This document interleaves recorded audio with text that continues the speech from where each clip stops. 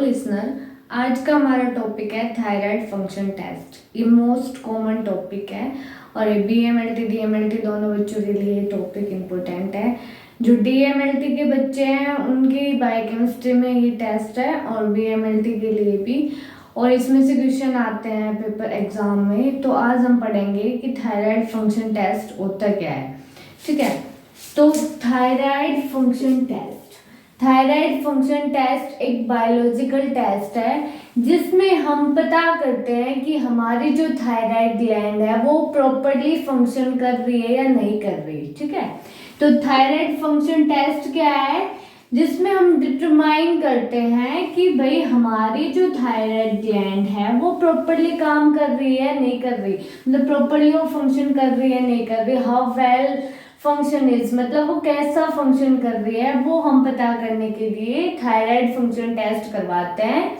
एक ऐसा टेस्ट है, बायोलॉजिकल टेस्ट है, और इसमें हम क्या पता करते हैं कि हमारी जो थायराइड ग्लैंड है वो ठीक वर्क कर रही है नहीं कर रही। ठीक है, अब थायराइड ग्लैंड जो है वो क्या करती है, अगर थायराइड जो फंक्शन टेस्ट है, थायराइड फंक्शन टेस्ट एक प्रोफाइल टेस्ट है, मतलब थायराइड प्रोफाइल टेस्ट होता है। उसमें 3 तरह के हार्मोन्स आते हैं, T3, T4 एंड TSH। हम लैब में जब टेस्ट करवाते हैं तो थायराइड प्रोफाइल टेस्ट के नाम से एक टेस्ट होता है पैनल, जिसमें T3, T4 एंड TSH तीनों हार्मोन्स डिटरमाइन होके आते हैं। ठीक है, अब उसके बाद आगे की जो थायराइड ग्लैंड है वो क्या सिक्रीट करती है। अब हमें क्या पढ़ना है, थायराइड ग्लैंड के बारे में पढ़ेंगे, क्योंकि थायराइड ग्लैंड ही तो बताएगी कि हमारी बॉडी सही, मतलब जो थायराइड हार्मोन्स है वो सही रिलीज कर रही है नहीं कर रही। ठीक है, तो थायराइड ग्लैंड जो है वो सिक्रीट करती है, सिक्रीट मतलब प्रोड्यूस करना। तो थायराइड ग्लैंड जो है वो प्रोड्यूस करती है 2 मेन हार्मोन्स, कौन कौन से, T4 जिसे थायरोक्सिन हार्मोन्स बोलते हैं एंड T3 जिसे ट्राई आयोडीन थ्रायोनीन बोलते हैं। ठीक है, क्या पढ़ाया है कि जो थायराइड ग्लैंड है वो मेनली 2 हार्मोन सिक्रीट करती है, कौन सा, T4 जिसे हम थायरोक्सिन बोलते हैं एंड T3 जिसे ट्राई आयोडो थ्रायोनीन बोलते हैं। ठीक है, अब हम नॉर्मली अगर देखें तो जो थायराइड ग्लैंड है वो कहाँ प्रेजेंट होती है, हमारे नेक के फ्रंट में प्रेजेंट होती है, और जो वाइन पाइप है सांस लेने वाली नली उसके पास प्रेजेंट होती है। ठीक है, तो हमें क्या पढ़ना है कि जो थायराइड ग्लैंड्स है उसमें कई बार नोडल्स बन जाते हैं, तो सारे थायराइड ग्लैंड्स के डिसऑर्डर आज हम पढ़ेंगे। तो थायराइड ग्लैंड्स, अब आगे बढ़ते हैं कि जो थायराइड ग्लैंड्स है, अब मेनली लोग बात कहते हैं कि भाई आयोडीन की कमी, एक आयोडीन का ऐड भी आता है कि आयोडीन के साथ नमक खाओ, तो मतलब जो नमक है वो आयोडीन होना चाहिए इसमें कंटेन। तो आयोडीन की इनटेक डेली नॉर्मली कितनी होनी चाहिए, 100 to 200 माइक्रोग्राम होनी चाहिए। ठीक है, उसमें से 2/3 जो आयोडीन है वो इंजेक्ट की, मतलब जो हमने खाई है आयोडीन, 2-3 पार्ट्स जो है उसका वो हमारी किडनी बाहर निकाल देती है बॉडी से, और 1/3 जो पार्ट बच गया वो थायराइड ग्लैंड उसे टेक कर लेती है, मतलब अपने अंदर यूज कर लेती है। तो थायराइड ग्लैंड 1/3 पार्ट आयोडीन लेती है जो हम खाते हैं उसका, और 2/3 पार्ट वो आयोडीन बाहर चला जाता है किडनी के द्वारा। ठीक है, अब मैंने पढ़ा है कि जो थायराइड ग्लैंड्स है वो 2 मेन हार्मोन्स रिलीज करती है, पर हमें पढ़ना क्या है, 3 हार्मोन्स। तो ये इन हार्मोन्स का क्या है, T3 एंड T4 जो हार्मोन्स है वो कौन सिक्रीट करता है, हमारी थायराइड ग्लैंड्स। ठीक है, और जो TSH है, TSH इसका फुल फॉर्म क्या है, थायराइड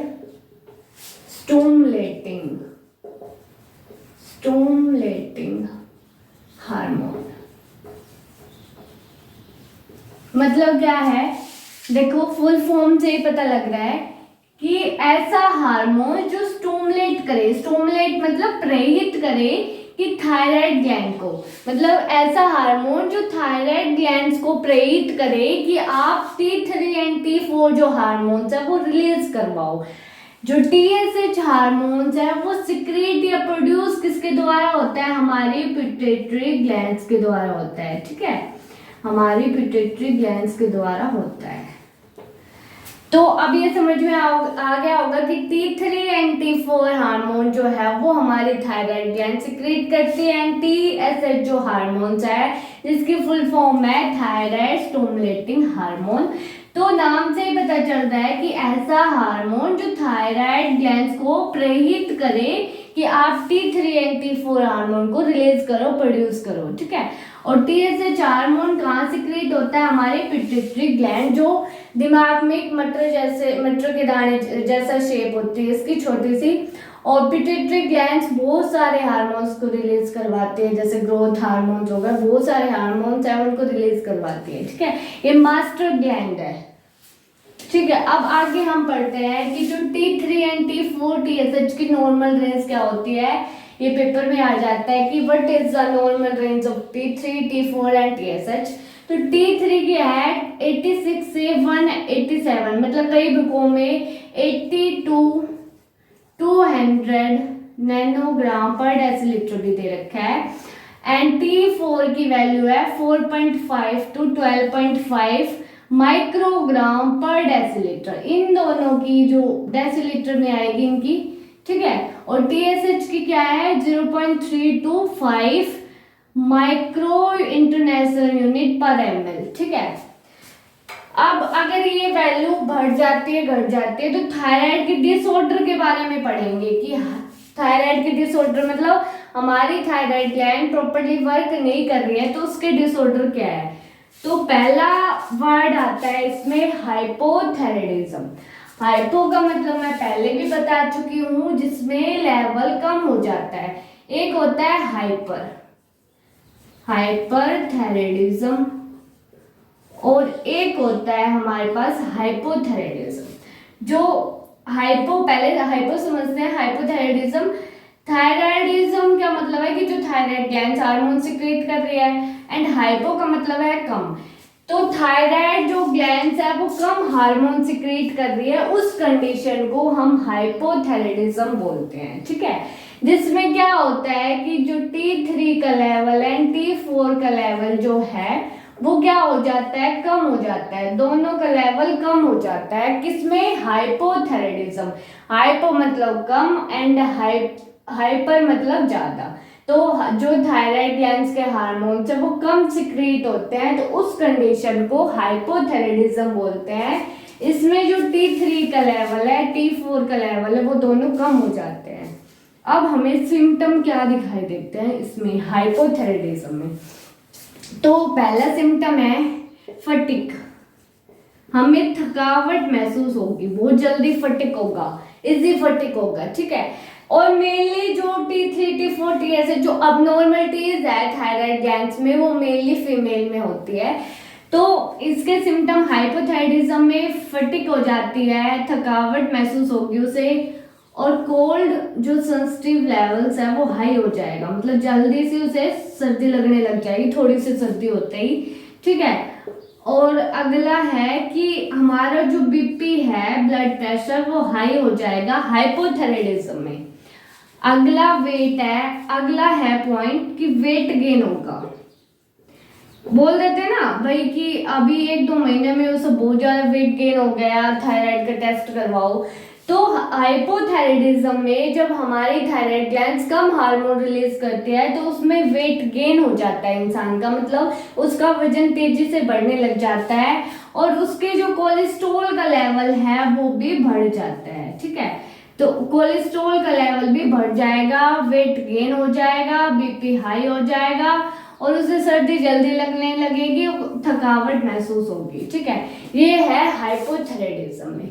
अब हाइपोथायराइडिज्म में 2 थायराइडिज्म मतलब आते हैं, अगर इसको आगे देखें तो एक तो होता है primary hypothyroidism. Primary hypothyroidism, primary का मतलब है पहले स्टार्टिंग में, मतलब हमारी जो थायराइड ग्लैंड्स में अगर प्रॉब्लम है, या तो हमने आयोडीन की डाइट ही कम लिया, आयोडीन ही हमने कम लिया है, इनटेक किया है, तो उस केस में प्राइमरी हाइपोथायराइडिज्म है, मतलब हमारी थायराइड ग्लैंड में प्रॉब्लम है, तो वो प्राइमरी हाइपोथायराइडिज्म होगा। और एक होता है, अभी तक पढ़ लिया था प्राइमरी हाइपोथायराइडिज्म, अब सेकेंडरी हाइपोथायराइडिज्म पढ़ेंगे। तो प्राइमरी हाइपोथायराइडिज्म किसके कारण होगा? अगर हमारे थायराइड ग्लैंड में अबनॉर्मलिटीज है, थायराइड ग्लैंड में दिक्कत है, तो वो प्राइमरी हाइपोथायराइडिज्म में आता है। और सेकेंडरी हाइपोथायराइडिज्म में अगर हमारे पिट्यूटरी ग्लैंड में दिक्कत है, अगर हमारी पिट्यूटरी ग्लैंड्स में अगर हमारी पिट्यूटरी ग्लैंड्स में दिक्कत है, तो वो किस में आता है? जो हमारे मास्टर ग्लैंड है, जो जिसे पिट्यूटरी ग्लैंड को मास्टर ग्लैंड भी बोलते हैं, तो मास्टर ग्लैंड्स में अगर दिक्कत है, क्यों मास्टर ग्लैंड्स में क्यों दिक्कत है? क्योंकि T3 T4 जो हार्मोन्स है वो कौन सिक्रीट करता है? थायराइड ग्लैंड मतलब प्रोड्यूस करवाता है। पर जो TSH हार्मोन है वो सिक्रीट होता है, वो प्रोड्यूस होता है मास्टर ग्लैंड से, पिट्यूटरी ग्लैंड से। तो जैसे हमारे, और ये क्या करता है? TSH मैंने बताया था कि थायराइड स्टिमुलेटिंग हार्मोन से हमारे थायराइड ग्लैंड्स को स्टिमुलेट करता है, प्रेरित करता है कि आप T3 T4 को रिलीज करवाओ। तो पिट्यूटरी ग्लैंड्स में अगर दिक्कत है, पिट्यूटरी ग्लैंड्स में ही TSH का लेवल कम हो रहा है, मतलब पिट्यूटरी ग्लैंड्स वो प्रोडक्शन नहीं करवा पा रही है जो प्रेरित करे कि हमारे थायराइड ग्लैंड्स उन हार्मोन्स को प्रोड्यूस करवाए। तो पिट्यूटरी ग्लैंड्स में अगर कमी आ रही है या फिर कोई दिक्कत है, तो वो आता है सेकेंडरी हाइपोथायराइडिज्म में, ठीक है। अब आगे आता है एक गोइटर डिजीज आती है, गोइटर डिजीज में क्या होती है? हमारी जो थायराइड ग्लैंड है जो बटरफ्लाई शेप की है, उसमें इलार्जमेंट, मतलब गोइटर डिजीज में जो थायराइड ग्लैंड है उसका साइज बहुत बड़ा हो जाता है, ठीक है। वो नोडुलस भी हो सकता है या फिर नॉन नोडुलस। नोडुलस का मतलब है उसमें हमें स्वेलिंग, इसमें क्या होगा? स्वेलिंग तो आएगी, गोइटर डिजीज में स्वेलिंग आ जाएगी हमारे थायराइड ग्लैंड्स में। तो नोडुल्स भी हो सकता है, नोडुल्स मतलब गांठें भी हो सकती है, सूजन आ जाए यहाँ पे अलग गांठे से लगे। तो इसमें गोइटर डिजीज में जो थायराइड ग्लैंड्स का जो साइज है नॉर्मल उससे 100 टाइम्स गुना भी बड़ा साइज हो सकता है गोइटर डिजीज में, ठीक है। गोइटर डिजीज में बड़ा साइज क्यों होगा? क्योंकि कई बार मेन कारण है गोइटर डिजीज का, मेन कॉजेज है गोइटर डिजीज होने का कि हमारी बॉडी में आयोडीन की कमी आ जाए। आयोडीन की कमी आ जाए तो हमारी जो थायराइड ग्लैंड्स है वो ज्यादा आयोडीन लेने की, कि भाई सारा आयोडीन मैं ही ले, तो वो सारा आयोडीन लेने के लिए हमारी जो थायराइड ग्लैंड्स है उसका साइज बढ़ जाएगा कि वो सारा आयोडीन ले सके, पर ले नहीं पाएगी वो। तो थायराइड ग्लैंड्स का जो साइज है वो बड़ा हो जाता है गोइटर डिजीज में। और इसमें सिम्टम क्या दिखाई देता है? पहला सिम्टम दिखाई देता है हमें फील होगा कि हमारी जो नेक है वो नेक फुलनेस होगी, नेक टाइटनेस होगी, ठीक है। और डिफिकल्टली हमें सांस लेने में दिक्कत आएगी, मतलब हम जो सांस लेंगे उसमें दिक्कत आएगी। और डिफिकल्टी होगा जो भी हम खाएंगे उसमें दिक्कत आए, ठीक है। तो हम जो निगलेंगे उसमें दिक्कत आए, जो स्वेल करेंगे उसमें दिक्कत आएगी, क्योंकि साइज बढ़ गया है हमारे थायराइड ग्लैंड्स का, तो उसमें हमारी नेक गर्दन बड़ी बड़ी लगेगी। और हमें क्या सिम्टम दिखाई देगा? हमें सांस लेने में दिक्कत आएगी, कुछ निगलेंगे तो उसमें दिक्कत आएगी, ठीक है। तो ये था गोइटर डिजीज के सिम्टम, ठीक है। उसमें इलार्जमेंट हो जाता है थायराइड ग्लैंड्स। उसके बाद आता है हाइपरथायराइडिज्म। नाम से ही पता चल रहा है, हाइपर मतलब ज्यादा और थायराइडिज्म मतलब जो थायराइड हार्मोन्स है वो। तो इसमें क्या होता है? ये ऐसी क्लिनिकल कंडीशंस है जिसमें हमारे जो थायराइड हार्मोन्स है वो इंक्रीज हो जाते हैं, ओवर प्रोडक्शन होने लग जाता है। तो उस कंडीशन को हम हाइपरथायराइडिज्म बोलते हैं। हाइपरथायराइडिज्म में क्या होता है? जो T3 एंड T4 ये दोनों हार्मोन थायराइड ग्लैंड सिक्रीट करते हैं, ये दोनों हार्मोन्स का लेवल बढ़ जाता है बहुत ज्यादा, तो वो कंडीशन को हाइपरथायराइडिज्म बोलते हैं। और TSH का लेवल जो है वो कम हो जाता है, क्योंकि हमारा ब्रेन तो ये बोलेगा ना कि भाई यहाँ पे बहुत ज्यादा हार्मोन्स हो रहे हैं तो आप इनको कम करो, तो ये कम रिलीज होने लग जाएगा और ये बहुत ज्यादा रिलीज होगा, ठीक है। अब है इसका मेन कारण है हाइपरथायराइडिज्म का मेन कारण है ग्रेव्स डिजीज। मेन कारण क्या है? Graves disease. अब ग्रेव्स डिजीज क्या होती है? ये एक ऑटो इम्यून डिसऑर्डर है, मतलब एक ऑटो इम्यून डिसऑर्डर हमारी इम्यूनिटी का डिसऑर्डर है, जिसमें जो T3 T4 है उसका ओवर प्रोडक्शन होने लग जाता है, ठीक है। ओवर प्रोडक्शन होने लग जाता है, जो T3 T4 है वो बहुत ज़्यादा ओवर प्रोडक्शन होगा। मतलब ऑटो इम्यूनिटी डिसऑर्डर क्या होता है, हमारी बॉडी खुद के सेल को ही डिस्ट्रॉय करने लग जाती है। अब ग्रेव्स डिजीज का अगर सिम्टम पूछा जाए तो जो सिम्टम हमारा हाइपरथायराइडिज्म का है वो सेम सिम्टम है हमारा ग्रेव्स डिजीज का। अब हाइपोथायराइडिज्म से उल्टा सिम्टम मिलेगा, ठीक है।